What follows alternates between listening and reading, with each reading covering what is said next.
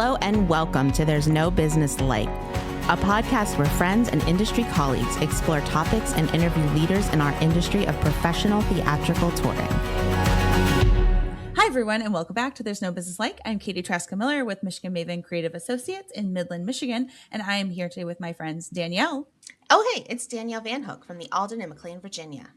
And Josh. Hey, Josh Benson, rocking it from Marion, Illinois at the Marion Cultural and Civic Center. And Kevin. Kevin Maynard coming at you from Tallahassee.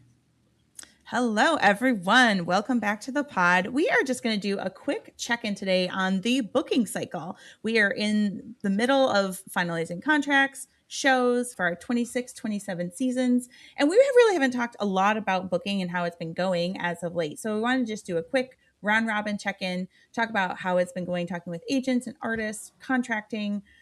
What is it feeling like out there, my booking friends? Yeah, I mean, honestly, it's going really well. I mean, I feel like things are, pretty much back to pre-pandemic ways. Honestly, conversations seem to be like business as usual. My issue has been, and probably always will be while I'm here, is, I have very specific dates that I have to fill in a venue. I don't have the opportunity to really jump onto a tour unless I have that date available. So things can route around me. Occasionally I might be able to catch something that lines up perfectly. But that's my issue right now. I mean, I'm probably 90% booked for next season. I have sort of I have too much to choose from. I want to book everything. I want to share everything with the community. So I have to make some very tough decisions on what's not going to make it on the next season. And to me, that's always the hardest part at this point in the booking cycle.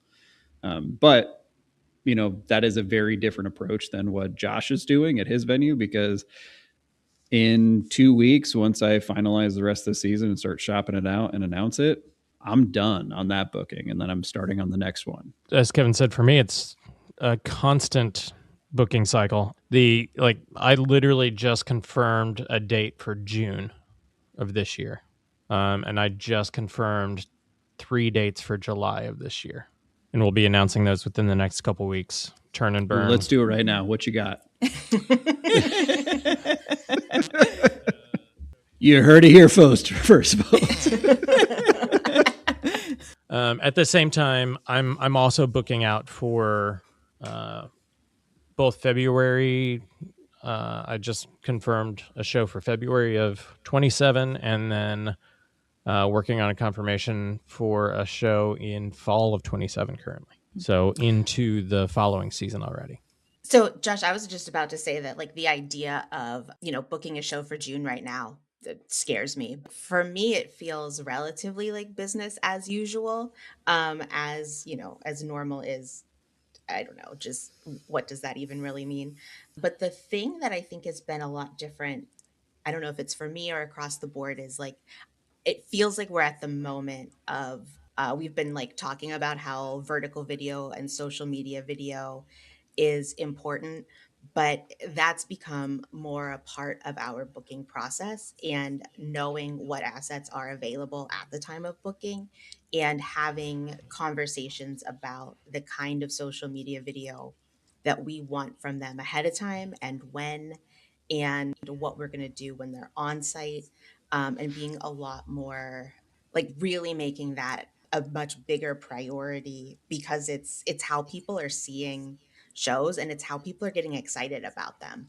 And it's just necessary. And sometimes the workarounds we've been doing are just not cute. And we definitely need our social media video to be cute. Yeah. Danielle, does that mean that you are making booking decisions based off of marketing materials? What they have available? Is there something that you're oh, I'm not booking this if it doesn't have these things? I'm not booking on the scale that you are. So I think my answer is relative based on what you're doing and where you're booking. We're looking at more of what is already there within the team first, of what is it that we would want to use, because not necessarily every artist would be the same thing.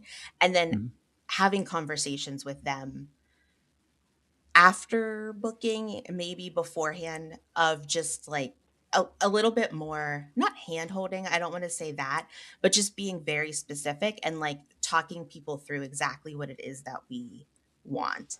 And I guess I haven't had anybody not be willing to do that or have that conversation with me. So I'm not sure if that means that then we wouldn't do a booking.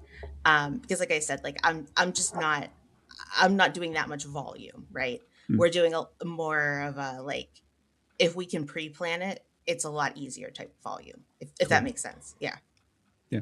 For me, especially with social media video, we almost always try to look at what promotional materials are on a show if it's not the name of the artist that's going to sell it without anything. And if there isn't good social media video, we look at what options there are for us to create some. We just saw a promotional video from MJ Live from the Fox Theater in St. Louis that they had an 8x11 cut out, piece of red paper essentially with Michael Jackson's logo cut on it and then his body cut out so that you could see iconic images as they went around the city and showed it. And they created a stop motion video of all of the iconic locations being able to be seen through his body cut out in that piece. And that was a really cool, easy, simple way to create social media content for your specific community for something that there are elements that are known. And so we immediately saw that and said, okay, we can use this for our upcoming Prince tribute show. And so me and my social media coordinator are currently working on the plan of creating that video, which will be a day of them driving around with the cutout, and then we quickly throw that stuff into an editor and create that video. And that's going to be an easy social media application that we can use to just boost last minute ticket sales for that one. I say last minute, I mean, we've got, I think 3 or 4 weeks left before that one hits the stage. So it's our final push time, which is when the majority of sales are coming in right now anyway. And so it's the perfect time for us to incorporate something like that to really jump in and push forward. Cool. I can't wait to see it. That sounds awesome. And Danielle, I do think and Josh, I think it makes a lot of sense to be looking at existing assets and having those conversations ahead of time. I don't know how many times we have talked about that's really being a key to successful selling of a show to audiences. So I'm glad to hear that we're really being proactive about that. I'd be interested to hear from other presenters across the country. How are you being proactive in facilitating, materials, social media, video, that sort of thing from the artists that you're considering even booking, and having those conversations ahead of time versus afterwards, and then maybe having to scramble or them have to create new content to meet your needs, and because that is a weight on the artist as well. So Kevin, Josh, Danielle, when you say things feel like it's back to business as usual, does that feel positive? Does that feel weird coming out of the pandemic and all the conversations we had as an industry in terms of changing how we book shows, contracting, deposits, all of that? How does that make you feel in light of these very heavy and difficult conversations we've been having over the last 5 years? I mean, I'm sort of a cynic in all of this, and I expected it to go back to normal. I think it's always like a really great idea to be like, oh, we can change these things and recreate these things. But the reality is that those that are, have the most weight aren't interested in that. That's a lot of work. So for me, I don't know that it feels good, bad, or otherwise. It just sort of feels like what I expected. I do think, that there are certain things that individual organizations are doing differently. And I think that that's a good thing.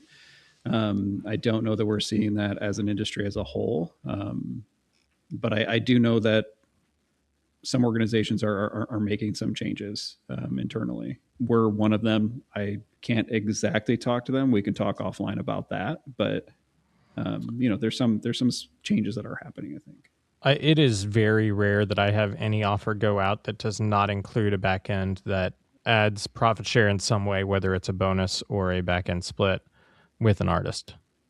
That is one major change for our organization since the pandemic, is that we always make sure that there is benefit to the artist if the show does really well and goes above our break even, which I mean, that's the goal with every show, obviously, but that if it goes above our break even, that there is benefit to the artists or the tour or whoever's putting up the show, so that we are not an isolated profit around that specific artist or show.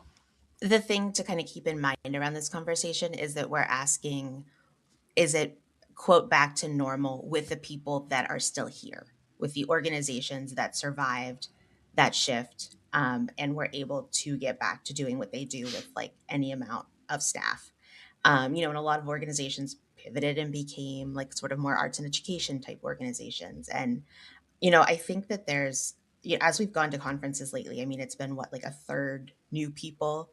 I don't think I've seen a lot of data on people or organizations who didn't return in, the 5 years following the pandemic. So, I think that the caveats really to that conversation are very significant and strong. I think that there was an excitement sort of around the idea of what could happen after that time that got stalled by other economic factors. Maybe one day can occur, but I think, we're also talking about a pandemic that turned into a lot of other strife. That's a great point, Danielle. I mean, we did watch a lot of organizations and artists sort of like fold during that time period. And so we have come back to quote unquote normal, but without them, and watched, prominent agencies fold into other prominent agencies. Sure. And we're here, right? So it feels business as normal. But if we weren't here, Yeah, I don't think. Yeah, no, that's yeah. So do you feel like in conversations with agents and maybe some of the things they might be voicing to you as you're having booking conversations, that sort of return to business as normal is the survival tactic, is just getting artists back on their feet, touring and routing back onto its feet to a point where it feels stable enough that we can actually make some headway in getting the industry back to where it was pre-pandemic? I think that's part of it. And whenever we say pre-pandemic, we mean systems and functions primarily. I'm talking about myself. Pricing of everything is through the roof. And some artists have experimented with higher pricing and then have come back down as well. There was one artist that we had booked in 21. They had gone up by $50,000.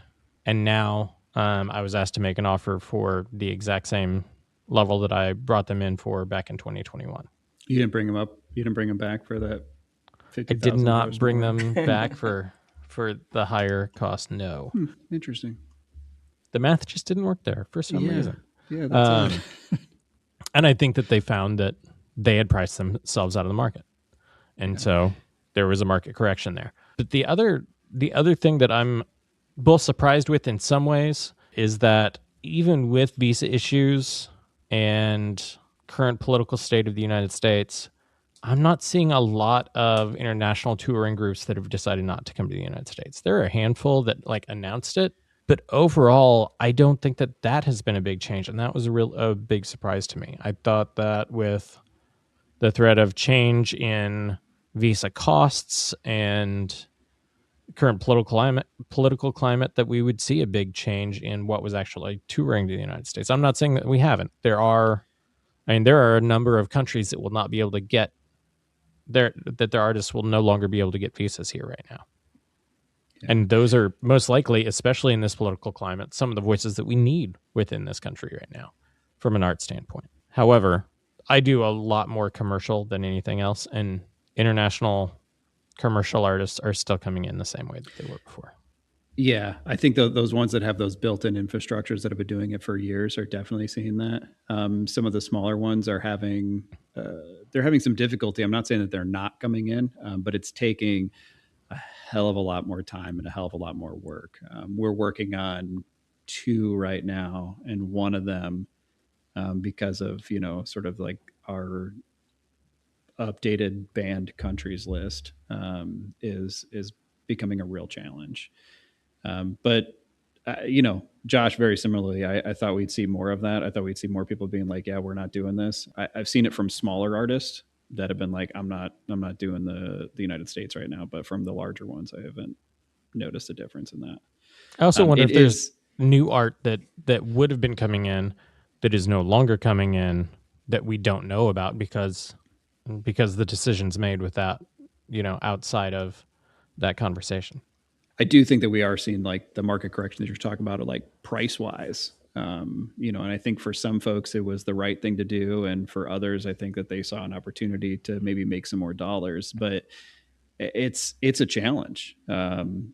Seeing those prices increase is great for the artists, and I support that.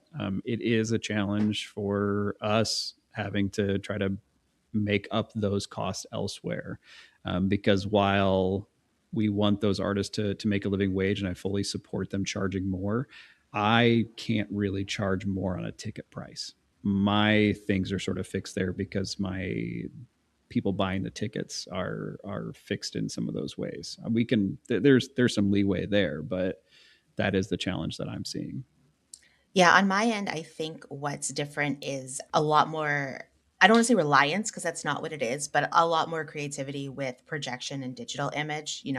I think if you don't have space to do a rear screen projection, like that's an investment that has to happen right now. I feel like people are leading with like how many people are on the road and is it ground routed? That's a lot of the like pros that I hear about tours right now. And I do think that as we're signing contracts right now on both sides, we need to keep in mind like who's paying for the transportation and the gas on these, because I think that calculation could look a lot different 3 months, 6 months, 10 months from now. All right, friends, it sounds like these are going to continue to be the big issues that we are going to continue talking about throughout 2026. Agent friends, our partners in this part of the industry, we would love to hear from you. How does it feel like business is back to normal? What systems are you rethinking or want to change but feel a little hamstrung on? What are you hearing from your artists? We would love to hear from you. Let us know how it's going, and we would love to keep this conversation going. So thank you all for joining us once again here on There's No Business Like, and we'll see you next time. All right, everyone. Thanks for listening to There's No Business Like. Our producers and hosts are Brian Zelmer, Josh Benson, Kevin Maynard, Katie Miller, and me, Danielle Van Hook. Views expressed in this podcast are ours alone and are not reflective of the organizations we are a part of. Keep up with us at nobusinesslike.com. There you'll find links to all of our episodes and socials. If you like this podcast, give us a like, a follow, a review, or our favorite, a 5-star rating. Oh wait, what was that site? I got it, don't worry. It is nobusinesslike.com. Do I sound out bus-I-ness every time I type it? Yep, sure do. Stay in touch, my friends. That was a real downer. But like it is. Yeah. I mean, in comparison to the other shit happening in the world, pretty positive.